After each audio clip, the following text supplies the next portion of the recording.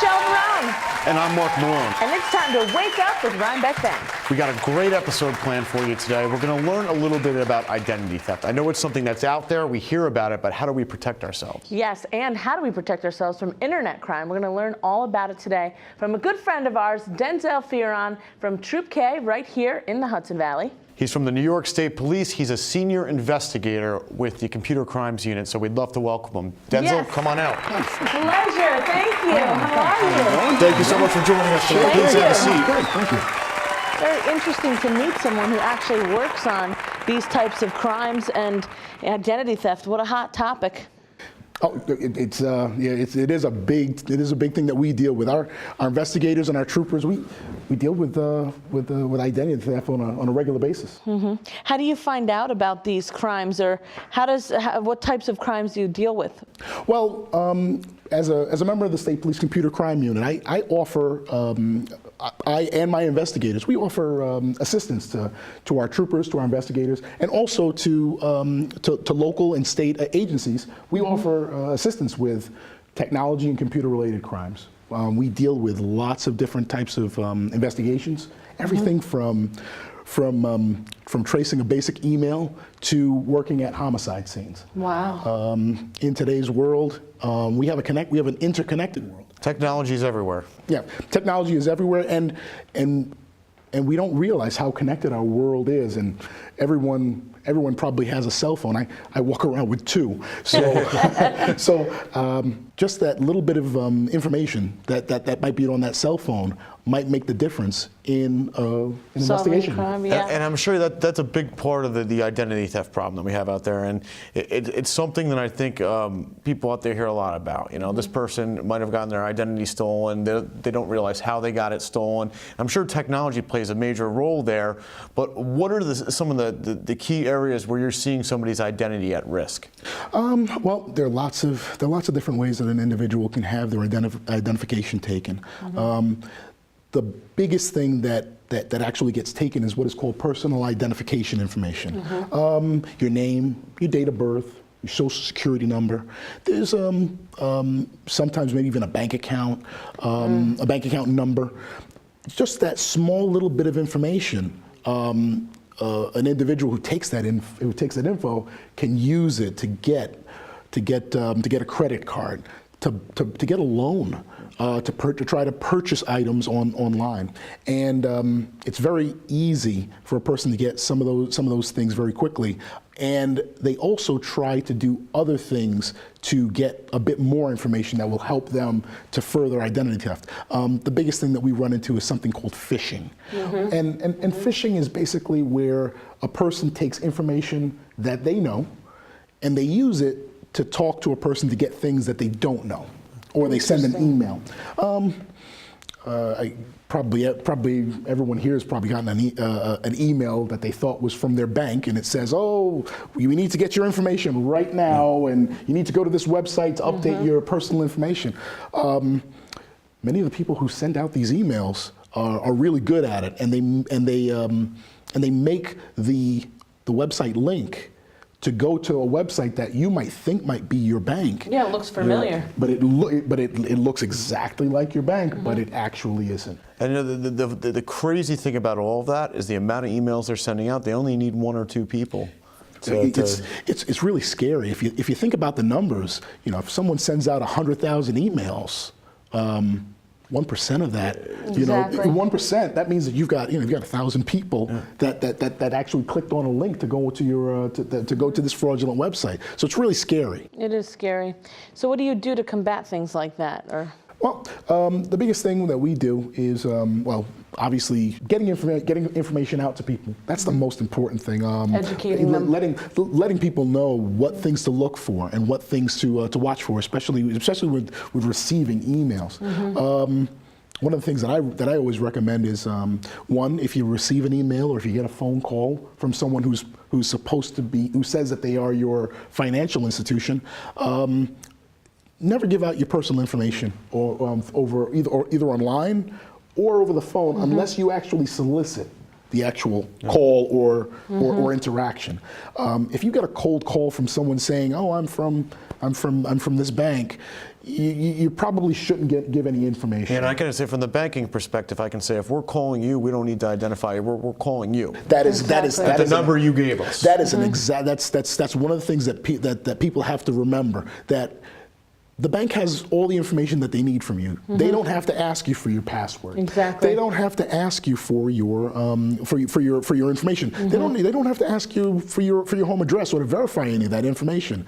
And there are times when a person who's trying to get information, when they have some information but they just need to get a little bit more information so that they can do what they want to do, they're going to actually ask you to get that information. And they from can you. make the person on the other end feel comfortable enough because of the information that they have. That's it. And that's the whole idea of a phish. That's the whole idea of a phishing attack. The same thing happens online when you receive an email. You receive an email that looks like it comes from your financial institution. The logo looks the same. Everything looks great. And there's a link that you click on, and when you click on that link, it brings you to a website. And that website looks just like your bank, but it's not. If you receive an unsolicited email, or you receive an email asking to update your information, or it says, "Oh, your account's been compromised. You need to update this information at the bank right now," stop for a moment and call your bank directly. And don't call the bank from the information on the website, or don't call your bank from the information on the email that you receive. And if the person calls you, don't get the phone number from the person on that phone. You go to the trusted website, you get the phone number for the bank, and you call it directly. By doing that, there are some times when someone will put a fraudulent phone number or a fraudulent contact information to make someone think that they're actually calling the bank. Well, I mean, and that's a great tip, and I know, I mean, certainly at Rhinebeck we have additional security precautions in place to protect our customers. And as you're talking, I'm thinking to myself, there is going to be that time that you might expose yourself to identity theft. So now I've been a victim of identity theft. What do I do next? Well, the first thing to do is not to wait. You need to start as soon as possible. Try to make some notes about when was the last time that you used a certain credit card at a certain location. You want to reach out to your local police department as soon as possible. You want to be able to get as much information regarding the possible compromise as possible, the compromise, so that you can forward that to law enforcement. One of the things that you also need to do is to notify the credit agencies. There are 3 credit agencies that deal with credit reports. It's Fearon, TransUnion, and Equifax. And you can do what is called a fraud alert. You can actually notify them and let them know that before someone actually tries to get credit in your name, that it can either be stopped or they have to notify you directly. That's a good thing to do. Yeah. Another thing to do is that the Federal Trade Commission, they have a great website with information about identity theft. It's consumer.gov. All right, we'll have to get that website. Yeah, definitely. Yep. If you go to www.consumer.gov or contact the number 1-877-ID-THEFT. They have a great amount of information. Interesting, very interesting. But the first thing to do is we got to stop it. So we get that fraud alert out there. Fraud alert, and contact your local police department. Most likely with any sort of fraud alert or any sort of notification to your banking institution. Most likely you probably have to have some sort of police report on file. And if you did click that email or got a phone call from a mysterious number, give them that information. That's it. Usually, usually what will happen is that the responding police officer or the investigator in the later investigation, they're going to ask you, well, did you receive any emails? Did you get a phone call?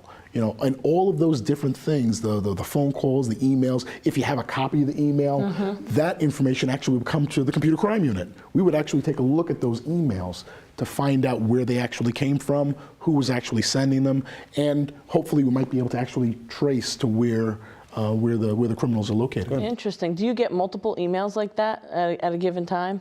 One of the things that we do look for is for commonalities.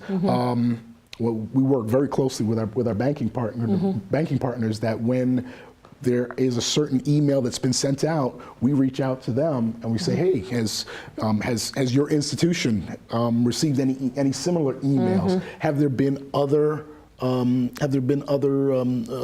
bank members that received that email? So we look for commonalities. We look for that if there was a certain place where the actual compromise took place. Interesting. So what are some of the other things that the computer crime unit does at the New York State Police? Well, with the computer crimes unit, we deal with the investigation of technology-related and computer-related crimes, obviously, but we do it in different parts. We receive complaints where we do investigations where we're helping individuals with computer-related crimes, things such as identity theft. We also do analysis of digital evidence. Interesting. My investigators, we identify, secure, and do analysis of digital evidence. And digital evidence can be anything from cell phones to computers. Nowadays, surveillance cameras at the local store, or some people have surveillance cameras at their house. Most of those systems are all digital, and we assist our troopers and our investigators with getting the evidence from those items. Another thing that we also do is that we work with the Internet Crimes Against Children Task Force. Wow. In New York State, there are 2 Internet Crimes Against Children task forces. The New York State Police manages one of them, and they also work with affiliate agencies throughout New York State in terms of child exploitation. When the National Center for Missing and Exploited Children receives reports of child exploitation, the National Center for Missing and Exploited Children, they have what is called a cyber tip line. And that cyber tip line gets complaints of individuals that are either producing, sharing, or possessing child pornography. And that information, when those reports of those possible cases happen to be in the Troop K area, that information is forwarded to us, to our unit, and we work with local and state police agencies to investigate those cases. That's unbelievable. That's scary to think about. But hey, like you said, It's good to know that there's somebody out there to put a stop to it. That's for sure. That's exactly. Yeah, it's a big task, and we do get a lot of cases in the area. But like I said before, as time goes on and as technology improves, we do have criminals that use technology to further their crimes. So. Wow. Well, would you mind sharing a little bit about your background? You said off camera when Michelle and I were talking to you, you've been with the state police for quite some time, right? Yep.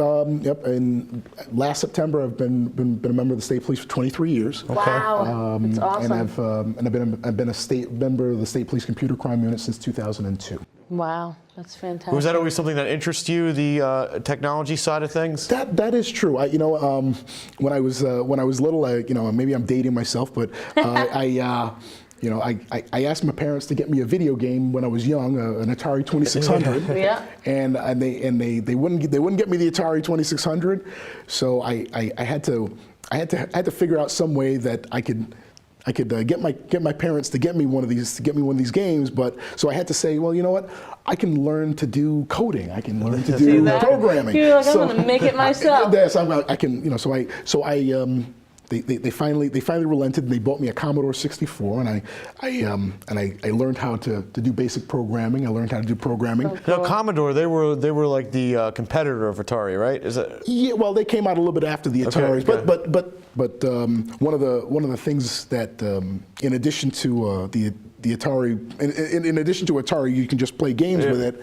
The Commodore 64, you can actually do programming as well. That's cool. So he could have been in sales too. Yeah, then. see, there you go. But you know what? I learned to do programming. I got to play games as well. But I learned to do those things, and as time went on, I've really learned to use technology and And it's just a great thing that one of the things that I love to do, use computers, work on computers. It kind of works with my job. Absolutely. and Perfect fit. Yes, Yeah, exactly. exactly. It's great. Thank you so much for coming and telling us about identity theft and crime, computer crime. I mean, it's really prevalent and something that we absolutely need to tell the public. So, Thank you so much Thank for sharing you. and all the great Thank you. information today. yes, thank you so much. Very informative episode today. Really Yes. want to thank Denzil for joining us and providing all that information. We'll make sure to get those websites up and out to you. Absolutely. And if you are a victim of identity theft, watch the episode again to find out what you can do to protect yourself, or if you've been a victim, what you can do after. Check us out next Monday, 8 a.m. on Wake Up Rhinebeck. We'll see you then. Bye.